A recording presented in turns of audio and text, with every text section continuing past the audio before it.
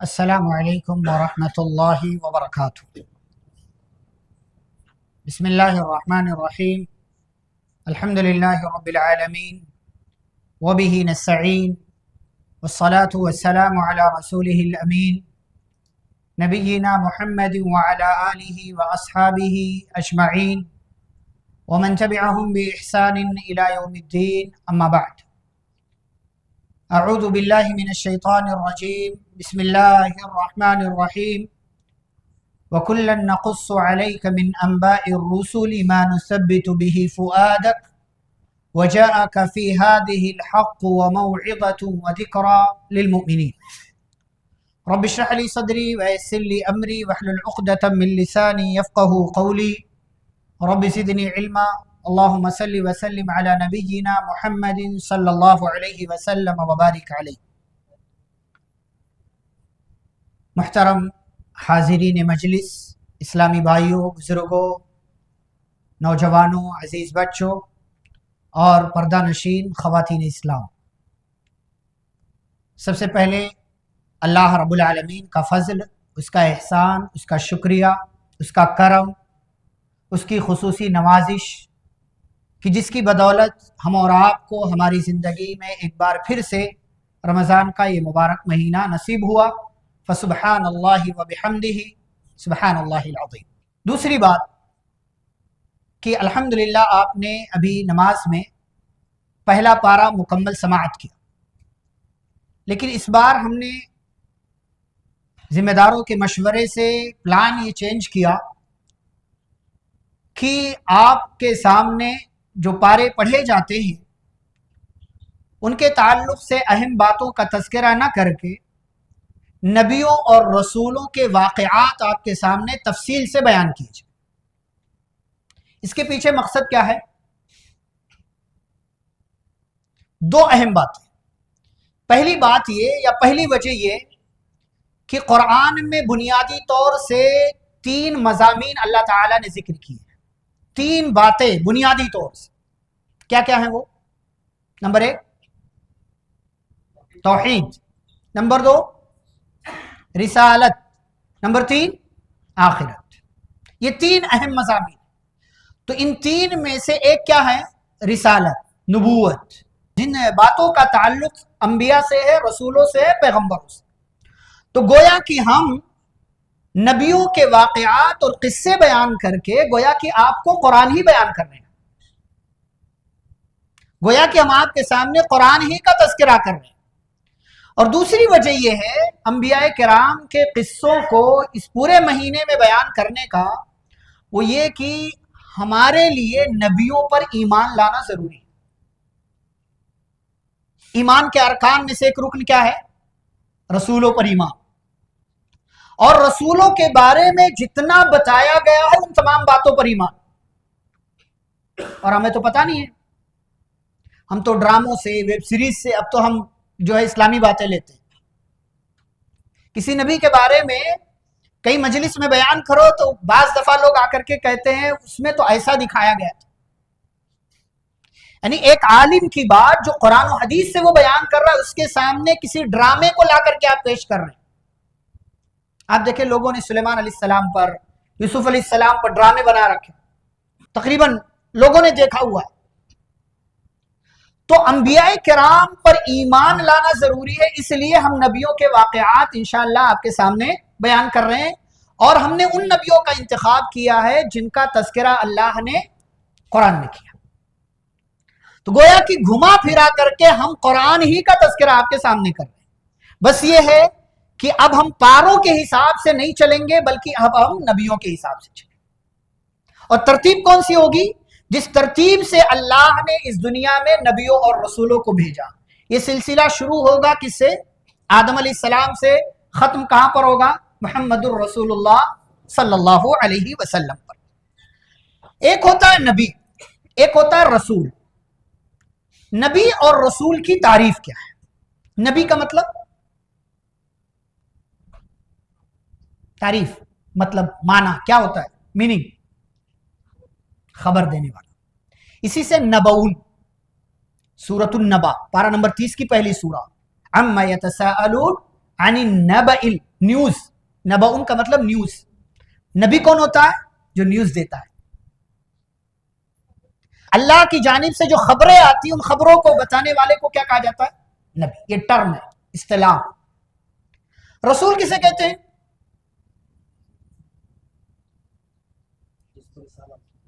जी, रसूल यानी जिसको मैसेज दिया गया है, या रसूल वो जो मैसेज लोगों को देता है। कौन सा मैसेज? वो जो उसे अल्लाह की तरफ से मिलता है। इसी से रिसाला, रिसाला का मतलब मैसेज, लेटर। आप जो लेटर किसी को देते हो उसको रिसाला बोलते हैं। आप मैसेज जो किसी को भेजते हो उसको अरबी में रिसाला बोलते हैं। उसी से रसूल है, यानी मैसेज देने वाला, मैसेज बताने वाला, खबर देने वाला। ये तो नबी और रसूल की तारीफ हो गई। अगली बात, आज हम नबियों का सिलसिला नहीं शुरू कर रहे, बल्कि नबियों के ताल्लुक से जरूरी बातें पहले बता रहे हैं आपके साथ। पहले नबियों के ताल्लुक से जरूरी बातें, इसके बाद इंशाअल्लाह हम नबियों का सिलसिला शुरू करेंगे। दूसरी बात क्या है? नबी और रसूल में क्या फर्क है? क्या फर्क है? नबी को और रसूल को? रसूल को किताब दी जाती है। अच्छा, तो इस हिसाब से हजरत नूह अलैहिस्सलाम को कौन सी किताब दी गई?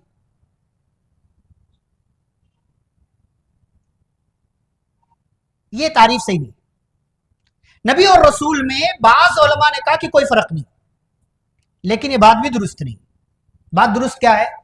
नबी और रसूल में फर्क ये है कि रसूल वो होता है जिसे अल्लाह रब्बुल आलमीन या तो किताब दे या तो उसे नई शरीयत दे। नई शरीयत। नबी कौन होता है? कि जो अल्लाह की तरफ से ही होता है, लेकिन उसको नई शरीयत नहीं दी जाती है, बल्कि पिछले रसूल की जो शरीयत थी उसी शरीयत को लोगों के सामने बयान करने के लिए भेजा जाता है। और एक फर्क यह है, इसका मतलब ये नहीं कि नबी के पास वही नहीं आती। नबी के पास भी वही आती है और रसूल के पास भी वही आती है। तो इस एतबार से दोनों में कोई फर्क नहीं। लेकिन रसूल वो होता है जिसे या तो किताब दी गई हो या तो नई शरीयत दी गई, और सही यही है कि उसे नई शरीयत दी जाती। जैसे मूसा अलैहिस्सलाम की वफात हो गई तो मूसा अलैहिस्सलाम के बाद ईसा अलैहिस्सलाम आए। दोनों के दरमियान बहुत से नबी अल्लाह ताला ने भेजे, और इसका तज़किरा अल्लाह ने सूरह बकरा में किया, पारा नंबर 2, जब आप आखिर में पढ़ते हैं, अलम तरा इलल मलई मिन बनी इसराईल मिन बअदि मूसा इज़ क़ालू लिनबिय्यिन लहु मुबअस। बनी इसराइल में मूसा अलैहिस्सलाम के बाद अल्लाह ने एक नबी भेजा। उस नबी से बनी इसराइल ने कहा, अब हमारा एक बादशाह मुकर्रर कर दो। तो नबी ये होता है और रसूल ये होता है, लेकिन वही दोनों के पास आती है अल्लाह की तरफ से। दोनों के पास जिब्रील अमीन अलैहिस्सलातु वस्सलाम आते हैं। तीसरी बात, नबियों और रसूलों की तादाद कितनी है? 1 लाख? सही नहीं है, हदीस सही नहीं है। 1,24,000 कमोबेश जो आप सुनते आ रहे हैं, हदीस सही नहीं है। मुस्नद अहमद वगैरह की रिवायत हदीस सही नहीं है। अलबत्ता अल्लाह ने अनगिनत जिनकी कोई तादाद न नबी सल्लल्लाहु अलैहि वसल्लम ने बताई ना कुरान ने बताई। अल्लाह ताला ने क्या कहा? वरुसुलन क़द क़ससनाहुम अलैका मिन क़ब्लु वरुसुलन लम नक़सुसहुम अलैक। बहुत से रसूल ऐसे जिनके बारे में आपको हमने बता दिया, लेकिन बहुत से ऐसे जिनके बारे में हमने बताया ही। कोई फिक्स तादाद नहीं है कि कितने नबी और कितने रसूल आए। अब नबियों और रसूलों पर ईमान लाना हमारे लिए जरूरी है, और ये ईमान का एक अहम रुकन है। तो नबियों और रसूलों पर ईमान लाने का लेवल क्या है? किस तरीके से उन पर ईमान लाएं? नंबर 1, उनके बारे में हमें यह मानना है कि सबका मकाम एक जैसा है कि नहीं? नहीं है, सब एक जैसे नहीं है। अल्लाह क्या कहते हैं? पारा नंबर 3 की पहली आयत है क्या? तिल्का रुसुलु फद्दलना बअदहुम अला बअद। ये रसूल हैं जिनमें से बाज को बाज पर हमने फजीलत दी। तो सारे रसूल एक लेवल के, सारे अंबिया एक लेवल के नहीं, इनमें से बाज को बाज पर फजीलत हासिल है। जैसे हमारे प्यारे रसूल सल्लल्लाहु अलैहि वसल्लम इमामुल अंबिया है, सैयदुल मुरसलीन है, सबसे बाद में आए लेकिन सबसे ऊंचा मकाम मिल गया। तो ये सारे अंबिया रसूल एक जैसे नहीं। दूसरी बात कि इन नबियों और रसूलों में से भी 5 नबी और रसूल ऐसे हैं जो क्या हैं? اولو العزم، اولو العزم بہت زیادہ عظیمت والے، ایک دم آپ اپنی زبان میں کیسے مہان، بہت مہان، اولو العزم پیغمبر ان کو کہا جاتا ہے۔ کون کون ہے؟ نوح علیہ السلام، ابراہیم علیہ السلام، موسیٰ علیہ السلام، عیسیٰ علیہ السلام اور محمد صلی اللہ علیہ وسلم۔ یہ 5 انبیاء ہیں جنہیں کیا کہا جاتا ہے؟ اولو العزم پیغمبر، اولو العزم رسول۔ اللہ نے سورۃ الاحزاب میں ذکر کیا وَإِذْ أَخَذْنَا مِنَ النَّبِيِّينَ مِيثَاقَهُمْ وَمِنْكَ وَمِن نُوحٍ وَإِبْرَاهِيمَ وَمُوسَىٰ وَعِيسَىٰ ابْنِ مریم، ان 5 کا تذکرہ اللہ نے کیا، اور ان کا جو ٹائٹل ہے وہ اللہ نے سورۃ الاحقاف کی ایک آیت میں بیان کیا، آخری آیت میں فَاصْبِرْ كَمَا صَبَرَ اولو العزم من الرسل۔ اے نبی صلی اللہ علیہ وسلم آپ ویسے ہی صبر کیجئے جیسے آپ سے پہلے اولو العزم پیغمبروں نے صبر کیا۔ تو یہ 5 انبیاء جنہیں اولو العزم پیغمبر کہا جاتا ہے۔ تیسری بات، تمام انبیاء دنیا کی باقی تمام مخلوقات سے افضل اور بہتر، ان کے برابر کوئی نہیں، ان کے جیسا کوئی نہیں، ان کے لیول کا کوئی نہیں۔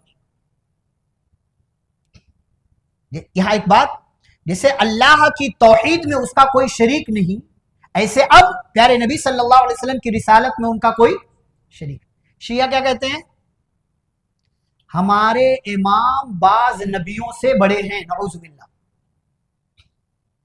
وہ اپنے ائمہ کو بہت سے نبیوں سے اونچا اور افضل کہتے ہیں، یہ بات درست نہیں، یہ انبیاء کی شان میں گستاخی، اور ایسا بندہ کافر ہے، اسی لیے ہم شیعہ کو کافر کہتے ہیں، اسی لیے ہم شیعہ کو کافر کہتے ہیں۔ تو تیسری بات کیا ہے؟ تمام انبیاء باقی تمام مخلوقات سے افضل اور بہتر ہے۔ چوتھی بات، اللہ نے کسی بھی عورت کو نبی اور رسول بنا کر نہیں بھیجا۔ اللہ کیا کہتے ہیں؟ وَمَا أَرْسَلْنَا مِن قَبْلِكَ إِلَّا رِجَالًا، ہم نے آپ سے پہلے جتنے رسول بھیجے سب کیا تھے؟ مرد تھے۔ لیکن اس کا مطلب یہ نہیں کہ عورتوں کا مقام کم، نبیوں کو رسولوں کو پیدا کس نے کیا؟ بعد میں جا کر کے مت کہنا اپنی بیویوں سے بڑے ہم مرد ہیں، کوئی عورت نبی بنا کر اللہ نے نہیں بھیجا، سارے نبیوں اور رسولوں کو پیدا کرنے والی یہ عورتیں۔ تو یہ چوتھی بات۔ پانچویں بات کیا ہے؟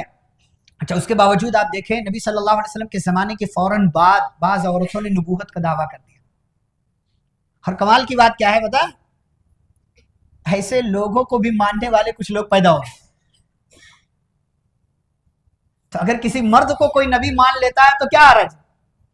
قرآن سیدھا سیدھا کہہ رہا ہے کہ ہم نے کسی عورت کو نبی نہیں بنایا، جتنے رسول نبی آئے سب مرد تھے۔ اس کے باوجود سجاح بنت حارث نام کی ایک عورت نے نبوت کا دعویٰ کیا اور بہت سے ماننے والے اس کے پیدا ہوئے۔ تو آج کوئی حفوات بکنے والا، کوئی نمبرات بتا کر کے آپ کو بیوقوف بنانے والا اگر کوئی بندہ انجینئر علی مرزا جیسا پیدا ہو جائے اور وہ کل کو نبوت کا بھی دعویٰ کر دے، اس کے بھی فالوورز پیدا ہو جائیں۔ جب تک کچھ بیوقوف لوگ دنیا میں رہیں گے تب تک ایسے لوگوں کی دکانیں چلتی رہیں گی۔ تو آپ اصولی بات اگر جائیں، اسی لیے میں یہ بات بتا رہا ہوں، آپ انبیاء کے واقعات، ان کے قصے بیان کرنے سے پہلے یہ ضروری باتیں ہیں جو آج کی مجلس میں آپ کے سامنے بیان کر رہا ہوں، تاکہ آپ بنیادی چیزیں سمجھیں۔ جب آپ اصول جانتے ہیں، دنیا کی کوئی طاقت آپ کو گمراہ نہیں کر سکتی۔ آپ کا عقیدہ درست ہو، کوئی آپ کو گمراہ نہیں کر سکتا، لیکن آپ ان کو بھی مانے، ان کو بھی مانے، ان کو بھی مانے، تھوڑا ادھر تھوڑا ادھر تھوڑا ادھر، آپ گمراہی کے شکار ہو جائیں۔ پانچویں بات، جتنے انبیاء اور رسول آئے ہیں سب پر ایمان لانا ضروری ہے۔ چھٹی بات، ایک ہے ایمان مجمل اور ایک ہے ایمان مفصل۔ ایمان مجمل مطلب سارے نبیوں کو ماننا ہے، بس جتنے نبی آئے سب پر ایمان ہمارا، لیکن جس نبی کے بارے میں جتنا بتایا اللہ تعالیٰ نے وہ سب بھی ماننا ہے، یہ تفصیلی ایمان۔ اور جس نبی کے بارے میں جو نہیں بتایا ہمیں اس چکر میں نہیں پڑنا۔ اللہ تعالیٰ نے جتنا بتا دی، جیسے بتا دیا، من معن اس کو ویسے ہی تسلیم کر لینا ہے۔ یہ کچھ باتیں تھیں نبیوں اور رسولوں پر ایمان لانے کے حوالے سے۔ اب آپ نبی اور رسول پر ایمان لے آئے ہیں، تو نبیوں پر ایمان اور اسلام لانے کے بعد، ان کو ماننے کے بعد ان کے حقوق کیا ہیں اور ایمان لانے کا تقاضا کیا ہے، ڈیمانڈ۔ یہ ایمان لانا انبیاء پر ہم سے کیا ڈیمانڈ کرتا ہے؟ نمبر 1، سب کی تصدیق کریں، سب کی تصدیق کریں کہ ہاں یہ اللہ کے نبی تھے، یہ اللہ کے نبی تھے، یہ اللہ کے نبی تھے، یہ اللہ کے نبی، سب کی تصدیق کرنا۔ نمبر 2، جو کچھ بھی وہ لے کر کے آئے ان سب کی بھی تصدیق کرنا. مثال کے طور پر موسیٰ علیہ السلام کو اللہ نے کیا دیا؟ تورات. عیسیٰ علیہ السلام کو انجیل. داؤد علیہ السلام کو زبور. تو یہ سب ہم مانیں گے. یہ الگ بات ہے کہ ان کی قوموں نے ان میں تبدیلیاں کر دی، لیکن اللہ تعالیٰ نے دیا تھا. تیسری بات، اپنی طرف سے ان سب نبیوں کے درمیان کوئی فرق نہیں کرنا. اللہ نے جو فرق بتایا وہ فرق ہے، لیکن اپنی طرف سے ہم کوئی فرق پیدا نہیں کریں. اسی لیے آپ کو اگر یاد ہو، آج بھی آخری رکعت میں آپ نے سنا سورۃ البقرہ کی آیت ہے، کیا کہا؟ لا نفرق بین احد منہم. اور سورۃ البقرہ کی آخری آیت جب پڑھتے ہیں، آخر کی دو آیتیں، وہاں کیا ہے؟ آمن الرسول بما انزل الیہ من ربہ والمؤمنون کل آمن باللہ وملائکتہ وکتبہ ورسلہ. اس کے بعد لا نفرق بین احد من رسلہ. کیا مطلب ہے اس کا؟ ہم ان اللہ کے رسولوں میں سے کسی کے درمیان بھی کوئی فرق نہیں کرتے. اپنی طرف سے نہیں کرنا ہمیں کہ یہ زیادہ پڑھے یہ زیادہ پڑھے. جیسے یہودیوں نے کیا کیا؟ اللہ تعالیٰ نے کیا ذکر کیا قرآن میں؟ نبی صلی اللہ علیہ وسلم کو ایسے پہچانتے تھے جیسے اپنے بیٹوں کو پہچانتے، اس کے باوجود نہیں مانا. فرعون کے تعلق سے کیا کہا اللہ تعالیٰ نے؟ موسیٰ کو پہچانتا، موسیٰ علیہ السلام کو نبی اور رسول اس کا دل مانتا تھا، لیکن ظلم اور دشمنی کی وجہ سے تسلیم نہیں کی. تو جتنے رسول آئے ہیں، اب فلاں جو ہے رسول کے ماننے والے، ہم کہیں نہیں، ہمارے رسول سے بڑھ کر کے کوئی رسول نہیں، کوئی رسول نہیں، تو پھر وہ ایمان والا ہی نہیں. تو جتنے رسول آئے کسی کے درمیان اپنی طرف سے کوئی فرق نہیں کرنا ہے. جو فرق اللہ نے رکھا وہ اللہ نے رکھا. جیسے اللہ تعالیٰ نے کسی کو کیا کہا؟ خلیل اللہ، اللہ کے دوست. اللہ نے کسی کو کہا کلیم اللہ، اللہ نے ڈائریکٹ بات کیا ان سے، ہمارے نبی صلی اللہ علیہ وسلم سے اور موسیٰ علیہ السلام سے. یہ دو انبیاء جن سے ڈائریکٹ اللہ نے کلام کیا ہے، بات کیا ہے، اس لیے کلیم اللہ کہا جاتا ہے. اور عیسیٰ علیہ السلام کیا ہے؟ کلیمت اللہ ہے، روح اللہ ہے. کلیمت اللہ کا مطلب اللہ کا خاص آرڈر، اور روح اللہ کا مطلب جبریل امین علیہ السلام نے اللہ کے حکم سے ان کی ماں مریم کے گریبان میں پھونک مارا جس سے وہ حمل سے ہو گئی، تو اسی لیے روح اللہ کہا جاتا. آدم صفی اللہ، حضرت آدم علیہ السلام کا ذکر ہم کریں گے. اللہ تعالیٰ نے انہیں اپنے ہاتھ سے بنایا، ان کا انتخاب کیا، یہ شرف ان کو حاصل ہے. تو جو فرق، جو مرتبہ اللہ نے دے دیا وہ ہے، لیکن اپنی طرف سے ہم نبیوں اور رسولوں کے درمیان کوئی فرق نہیں کریں گے. ایک اور بات کہ سب سے محبت کریں گے، محبت سب سے کریں. ایک اور بات، تمام نبیوں اور رسولوں کی عزت کرنا، ان کا احترام کرنا، تمام نبیوں کی، اور کسی کو ان سے اعلیٰ نہیں سمجھنا. عزت میں ایک بات یہ بھی آتی ہے کہ آپ اپنے ابا کی عزت کرو لیکن پیٹھ پیچھے گالی دو، یہ عزت ہے؟ آپ میری عزت کرو، پیٹھ پیچھے جا کر کے برا بھلا کہو، یہ عزت ہے؟ نہیں، یہ عزت نہیں، یہ عزت نہیں. تو نبی کو عزت دینے کا مطلب یہ ہے کہ نبی کے بارے میں جو آیا وہ مانو، اور کوئی نبی کے بارے میں غلط بات کرتا تو اس کی زبان بند کرو، یا آپ اپنی زبان سے ان کے تعلق سے کوئی غلط جملہ نہ نکالو. جیسے ہمارے پیارے رسول صلی اللہ علیہ وسلم کے بارے میں اللہ نے کیا کہا؟ لا تجعلوا دعاء الرسول بینکم کدعاء بعضکم بعضا. جیسے آپس میں ایک دوسرے کو پکارتے ہو ایسے نبی کو نہ پکارو. ہے عبداللہ، عبد الرحمن، یہ فلاں یہ فلاں، نام لے کر کے جیسے آپس میں ایک دوسرے کو بلاتے ہو نا، ایسے نبی کو نہیں بلانا ہے. کیا کہنا ہے؟ محمد الرسول اللہ صلی اللہ علیہ وسلم. یہ ادب کا تقاضا ہے. آج ایک آیت آئی، یا ایھا الذین آمنوا لا تقولوا راعنا. راعنا کا مطلب ہمارا خیال کیجیے، ہمارا خیال کیجیے. راعنا، راع یراعی، مراعات عربی زبان کا ایک صیغہ ہے، اسی سے کیا ہے؟ راعی فعل امر، آرڈر کا صیغہ، اور نہ ہمارے. راعنا، ہماری پرواہ کیجیے، ہمارا خیال کیجیے. صحابہ یہ لفظ بولتے تھے، معنی بالکل صحیح. یہودی آتے تھے لیم بالسنتہم، اپنی زبان کو تھوڑا سا گھما کر کے کیا کہتے تھے؟ راعینا.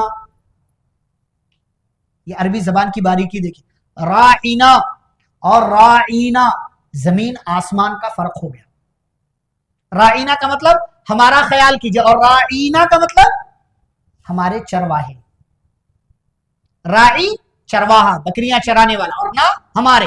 تو رائنا کا مطلب تھا ہمارا خیال کیجیے یہودیوں نے نبی صلی اللہ علیہ وسلم کی شان میں گستاخی کی اور آپ کو مخاطب کرنے کے لیے کیا کہا؟ رائنا، اے ہمارے چرواہے۔ اللہ کو نبی کی عزت کے تعلق سے یہ بات پسند نہیں آئی، آیت اتاری، کہا ایمان والو آج کے بعد یہ لفظ استعمال ہی نہ کرو۔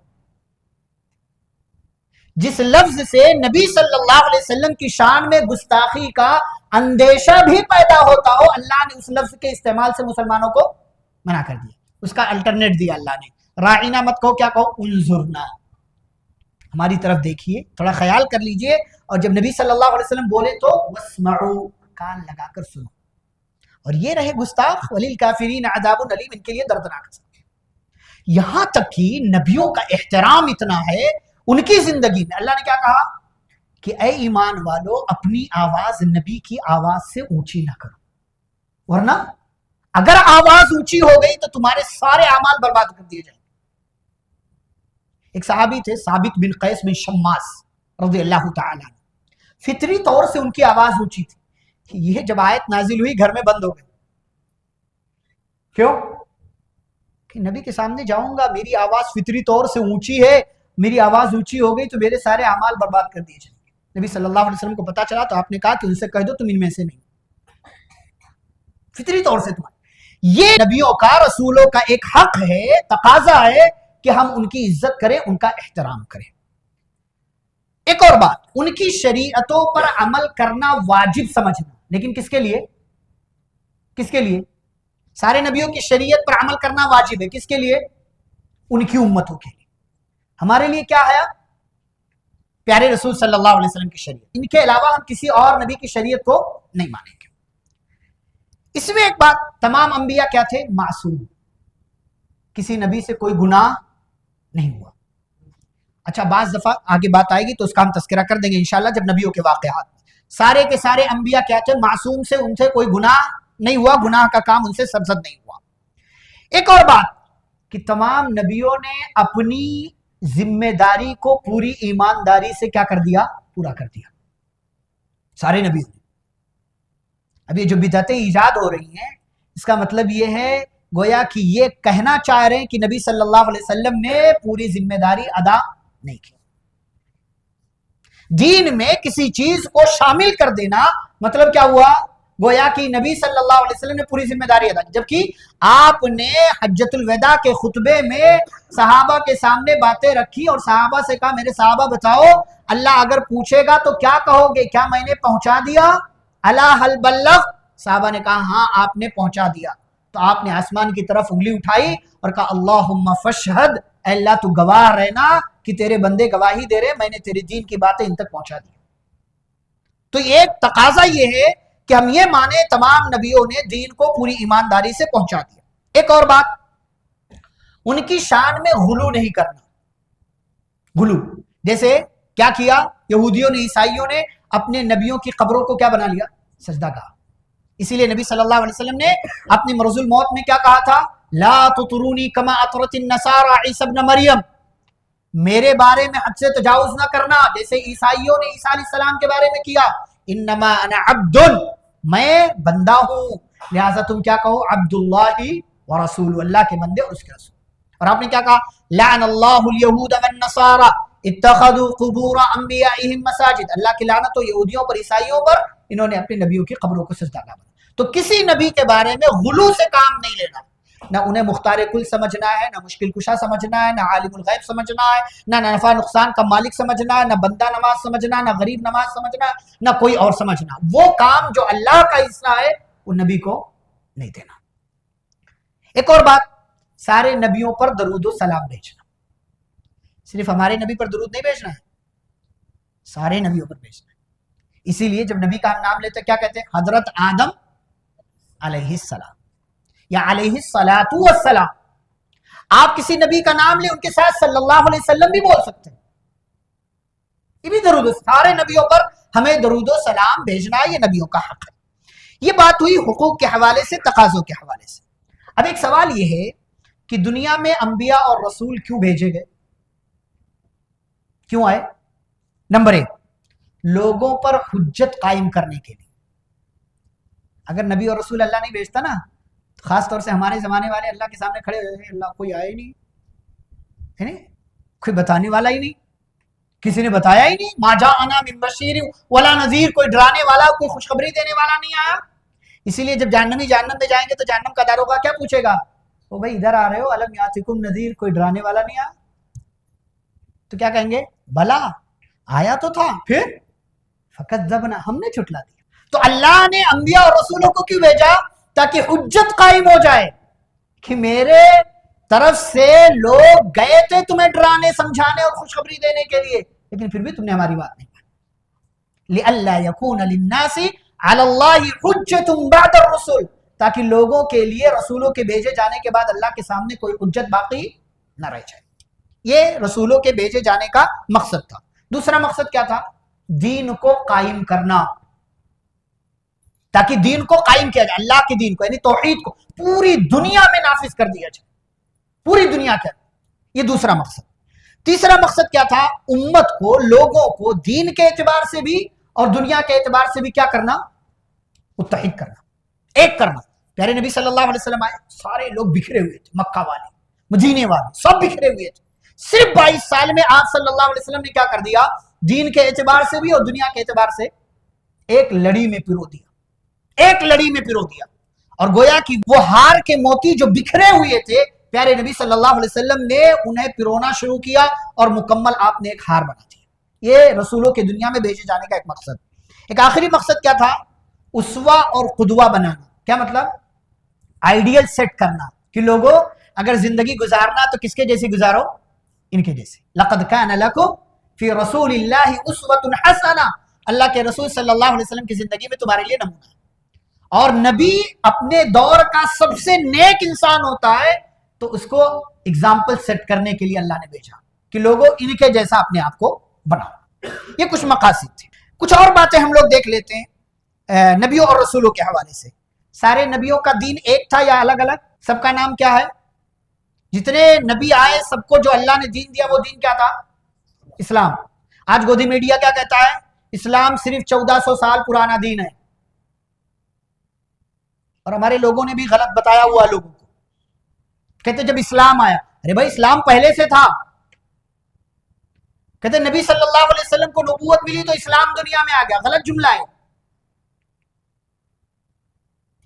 اسلام اتنا ہی پرانا دین ہے جتنا پرانا انسان ہے، اور لوگ ثابت کرنے کے لیے اپنے دھرم کو کہ ہمارا دھرم سب سے پرانا 6000 7000 10,000 سال پرانا ہے۔ ہوگا پرانا، ہوگا پرانا تمہارا دھرم بھائی، لیکن ہمارا مذہب، ہمارا دین اتنا پرانا ہے جتنا پرانا انسان ہے۔ اسلام تو ہی دین خدائے انعام ہے، تیرا نظام جامع و مانع نظام ہے، بھیجا خدا نے تجھ کو بھی آدم کے ساتھ ساتھ، تکمیل تام تیری ہوئی مصطفیٰ کے ساتھ، لا ریب تو نہیں ہے کسی ایک کے لیے، دعوت تیری ہے عام بد و نیک کے لیے، انسانیت کی شمع فروزہ تجھی سے ہے، روحانیت کے گھر میں چراغا تجھی سے۔ اسلام اتنا ہی پرانا ہے جتنا پرانا انسان، اور سارے نبیوں کو اللہ نے جو دین دیا اس کا نام کیا تھا؟ اسلام۔ شرع لکم من الدین ما وصى به نوحا والذی اوحینا الیک وما وصینا به ابراہیم وموسیٰ وعیسیٰ ان اقیموا الدین۔ اللہ نے سورۃ الشورى میں نام لیا، نوح، محمد صلی اللہ علیہ وسلم، ابراہیم علیہ السلام، موسیٰ علیہ السلام، عیسیٰ علیہ السلام، ان سب کو ہم نے جو دین دیا وہ دین اسلام تھا۔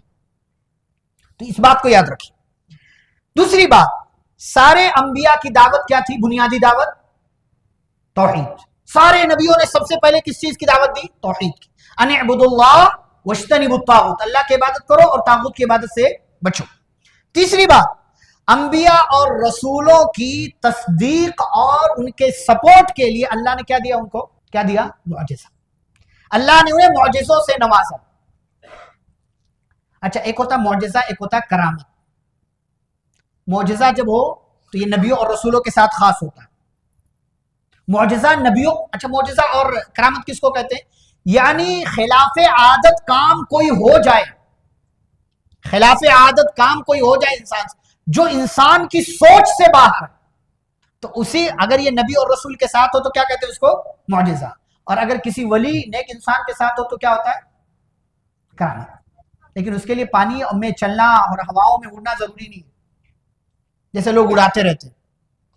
40 سال تک عشاء کی وضو سے فجر کی نماز پڑھا، بیچ میں کیا کیا یہ نہیں بتاتے، بیچ میں کیا کیا نہیں بتاتے، بس 40 سال تک عشاء کے وضو سے فجر کی نماز ادا کی. تو یہ سب ڈھکوسلے بازیاں ہیں. یہ کرامت کسی کے ساتھ بھی ہو سکتی ہے، جو بھی نیک ہے، اللہ والا، ایمان والا، تقوی والا ہے، اس کے ساتھ کرامت ہو سکتی ہے. اسی لیے بعض دفعہ آپ دیکھیں وہ غار والا واقعہ، 3 لوگ غار میں پھنس گئے، چٹان پتھر آئی، منہ بند ہو گیا، نکلنے کا کوئی راستہ نہیں، ان کے پاس کوئی طاقت نہیں کہ چٹان کو ہٹا دیں. کیا کیا؟ اللہ تعالیٰ سے دعا کیا، اپنے نیک عمل کا وسیلہ لگایا. کیا کیا اللہ نے؟ پتھر کو ہٹا دیا. کیا تھا یہ؟ کرامت. یہ کرامت. اور اسی طریقے سے ملکہ سبا کے تخت کو سبا سے بیت المقدس تک پہنچایا. کیا تھا یہ؟ کرامت ہے. تو اس کے لیے بہت زیادہ تقوی والا ہونا ضروری نہیں، جیسے ہمارے ہاں لوگ پہنچا دیتے. تو معجزہ اللہ تعالیٰ نے نبیوں اور رسولوں کو دیا، کبھی ان کی کیا کرنے کے لیے؟ تصدیق کے لیے، اور کبھی ان کے سپورٹ کے لیے. اچھا یہاں ایک بات، بعض معجزے اللہ نے اپنی طرف سے دیے اور بعض معجزے اللہ نے قوم کے مطالبے پر دیے. جیسے مطالبہ کیا، صالح علیہ السلام آئے، صالح علیہ السلام سے کیا کہا قوم کے لوگوں نے؟ نبی ہو، سچے ہو، اپنے دعوے میں سچے ہو، تو اپنے رب سے کہو یہاں سے یہ پہاڑ سے حاملہ اونٹنی پیدا کر دیا. اللہ نے. ابو جہل وغیرہ آئے نبی صلی اللہ علیہ وسلم کے بعد، نبی ہو، چاند کے 2 ٹکڑے کر دو. کن فیکون، اللہ کا کام ہے. نبی صلی اللہ علیہ وسلم نے اللہ سے دعا کیا، اللہ نے کیا کہا؟ ہو جا، ہو گیا. 2 ٹکڑے، ایک ٹکڑا پہاڑ کے اس طرف، ایک ٹکڑا پہاڑ کے اس طرف. مکے والوں نے نگاہوں سے دیکھا، اس کے باوجود اللہ کہتے اقتربت الساعۃ وانشق القمر، چاند پھٹ گیا. اور آج جو لوگ چاند پہ پہنچے ہیں، جو چاند کے حوالے سے ریسرچ کرتے ہیں، سائنسداں، وہ خود اس بات کو پروف کر رہے ہیں کہ اس میں کچھ نہ کچھ ایسا ہے کہ کبھی اس کے ساتھ کچھ حادثہ ہوا تھا. تو بعض معجزے اللہ نے قوم کے مطالبے پر بیان کیے اور نازل کیے، جس کا تذکرہ انشاءاللہ نبیوں کے تذکرے کے ساتھ آتا رہے گا. اس میں کچھ اور باتیں ہیں. ایک ہوتا ہے انبیاء کا خواب. انبیاء کا خواب بھی کیا ہوتا ہے؟ وحی ہوتا ہے اور سچا ہوتا ہے. ایک ہے کہ انبیاء میں سے اگر ان سے کوئی غلطی ہو جائے، انسان ہونے کے ناطے، گناہ نہیں، کوئی غلطی ہو جائے، گناہ اور غلطی میں فرق ہے، گناہ اور غلطی میں فرق ہے. انبیاء سے جب کوئی غلطی ہو جائے تو اللہ تعالیٰ فوراً کیا کر دیتا ہے؟ ان کو تنبیہ کر دیتا ہے. جیسے ایک نبی کو ایک چیونٹی نے کاٹ لیا، تو انہوں نے کیا کیا؟ چیونٹیوں کی پوری بستی جلوا دی. ایک چیونٹی نے کاٹا تھا، چیونٹیوں کا پورا علاقہ انہوں نے جلوا دیا، کہا جلا دو. اللہ تعالیٰ نے کہا یہ صرف ایک ہی چیونٹی کو مارنا تھا، ساری چیونٹیوں کو کیوں ختم کر دیا؟ اللہ نے فوراً تنبیہ کر دیا، کسی ایک کی غلطی کی سزا سب کو نہیں دو. ایک اور بات، انبیاء کی آنکھیں تو سوتی ہیں مگر دل بیدار رہتا. انبیاء کے ناموں پر نام رکھنا، نام رکھ سکتے کہ نہیں؟ رکھ سکتے. انبیاء کے ناموں پر نام رکھنا جائز ہے. انبیاء کی قبروں کو سجدہ گاہ بنانا حرام ہے. الٹے پاؤں جانا حرام ہے. ان کی قبر کا وسیلہ لینا حرام. ذات کا وسیلہ لینا، نبی کے صدقے طفیل میں مانگنا حرام. تمام انبیاء کا دین ایک، جیسا کہ میں نے تذکرہ کر دیا. اور بنی اسرائیل کی سیاست جو تھی وہ انبیاء کے ہاتھ میں تھی. ہمارے یہاں کچھ لوگ کہتے ہیں جو ہے بادشاہت وہ یہاں سے الگ ہے بالکل. کون کہتا ہے اسلام بادشاہت کی ملوکیت کے خلاف ہے؟ سلیمان علیہ السلام نبی بھی تھے، رسول بھی تھے، بادشاہ بھی تھے. داؤد علیہ السلام بھی بادشاہ تھے. کئی ایک نبی آئے، اللہ تعالیٰ نے ان کو بادشاہ بنایا. اچھا، انبیاء کا جسم زمین پر کیا ہے؟ حرام. مٹی نبیوں کے جسم کو نہیں کھاتی، حرام ہے. ایک اور بات یہ ہے کہ لوگوں میں سب سے زیادہ آزمائش کس کی ہوئی؟ نبیوں کی. جو جتنا نیک اس کی سب سے زیادہ آزمائش. اشد الناس بلاء الانبیاء ثم الامثل فالامثل. سب سے سخت آزمائش نبیوں کی، پھر جو جتنا نیک ہوگا اس کی اتنی زیادہ آزمائش ہوگی. نبیوں میں سے کوئی نبی قیامت کے دن ایسا بھی آئے گا جس پر ایمان لانے والا یا تو کوئی ایک ہوگا یا تو وہ بھی نہیں ہوگا. ایسے بھی انبیاء دنیا میں ہیں. تو یہ مت کہو عالم کی بات میں اثر نہیں، یہ مت کہو کہ یہ عالم صاحب کو کیا سننا ہے، تو بس ایسے ہی ہے نہیں. غلط بات. انبیاء روز قیامت اس بات پر ایک دوسرے سے مقابلہ کریں گے کہ کس کے ساتھی زیادہ ہیں. نبی صلی اللہ علیہ وسلم معراج میں گئے تو موسیٰ علیہ السلام کے پاس جب پہنچے 5ویں آسمان پر اور جب واپس ہونے لگے تو موسیٰ علیہ السلام رونے لگے. کہا رونے کی وجہ؟ کہا یہ بچہ میرے بعد آیا لیکن اس کے ماننے والے مجھ سے زیادہ ہوں گے. اسی بنا پر انبیاء اپنی قبروں میں زندہ ہیں اور نمازیں پڑھتے ہیں. اپنی قبروں میں زندہ ہیں اور نمازیں پڑھتے ہیں. پچھلے جتنے بھی انبیاء آئے وہ وضو کرتے تھے نماز کے لیے، اور جیسے نبی صلی اللہ علیہ وسلم نے تمام اعضاء کو سر کے مسح کے علاوہ 3 مرتبہ دھویا، ایسے تمام انبیاء بھی دھویا کرتے تھے. ہر نبی حتیٰ کہ نوح علیہ السلام نے بھی اپنی قوم کو دجال کے فتنے سے ڈرایا. سارے نبیوں نے. نبی صلی اللہ علیہ وسلم خاتم الانبیاء، ان کے بعد کوئی نبی اور رسول نہیں آنے والا. اور پیارے نبی صلی اللہ علیہ وسلم مجموعی لحاظ سے تمام نبیوں میں سب سے افضل ہیں. البتہ بعض دفعہ آپ نے تواضع کے تحت کسی کو اپنے اوپر فضیلت دے دیا ہے، لیکن اصل کیا ہے کہ نبی صلی اللہ علیہ وسلم سے عظیم کوئی نہیں ہے. محمد صلی اللہ علیہ وسلم کے ماننے والے قیامت کے دن سب سے زیادہ ہوں گے، اور آپ ہی کی امت کے افراد سب سے زیادہ جنت میں داخل ہوں گے. اور ایک بات کہ نبی صلی اللہ علیہ وسلم سب سے پہلے جنت کا دروازہ کھٹکھٹائیں گے. یہ کچھ باتیں تھیں جو نبیوں کے حوالے سے.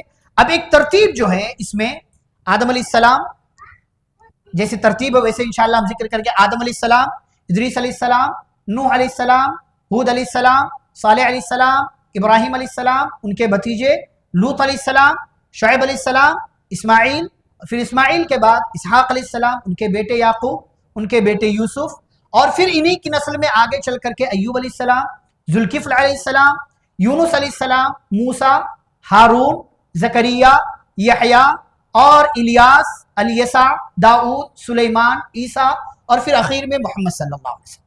یہ ترتیب کے ساتھ انشاءاللہ کل سے ہم تراویح کے بعد نبیوں کا سلسلہ شروع کریں گے. سب سے پہلے حضرت آدم علیہ السلام کا تذکرہ ہوگا، اور ان کے بارے میں جتنی باتیں قرآن کے اندر یا صحیح احادیث میں بیان ہوئی ہیں انشاءاللہ پوری تفصیل کے ساتھ، اور ساتھ ہی ساتھ اس میں سبق ہمارے لیے کیا ہے، ہمارے لیے پیغام کیا ہے، ہمیں کیسے بننا ہے، کس طریقے سے بننا ہے، کہاں کہاں آدم علیہ السلام کا دیگر نبیوں کا قرآن میں تذکرہ آیا ہے. ساری باتیں انشاءاللہ تفصیل سے آپ کے سامنے بیان ہوں گی.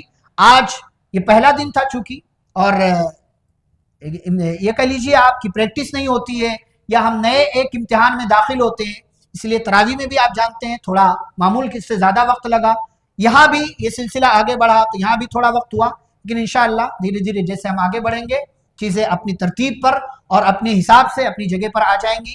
اللہ رب العزت سے دعا ہے اللہ ہم سبھی کو انبیاء کرام پر ایمان لانے، ان کے حقوق ادا کرنے اور ان پر ایمان لانے کے جو تقاضے ہیں ان تقاضوں کو پورا کرنے کی توفیق عطا فرمائے. آگے بھی اللہ رب العالمین ہمیں توفیق دے کہ ہم رمضان کی برکتوں سے مکمل فائدہ اٹھائیں، اس کے دنوں سے مکمل فائدہ اٹھائیں، اور آگے آنے والی جو نشستیں ہیں انبیاء کے حوالے سے ان نشستوں میں ہمیں شامل ہونے اور ان سے بھرپور استفادہ کرنے کی توفیق دے. آمین. وصلی اللہ علی النبی الکریم. ربنا تقبل منا انک انت السمیع العلیم. والسلام علیکم ورحمۃ اللہ وبرکاتہ.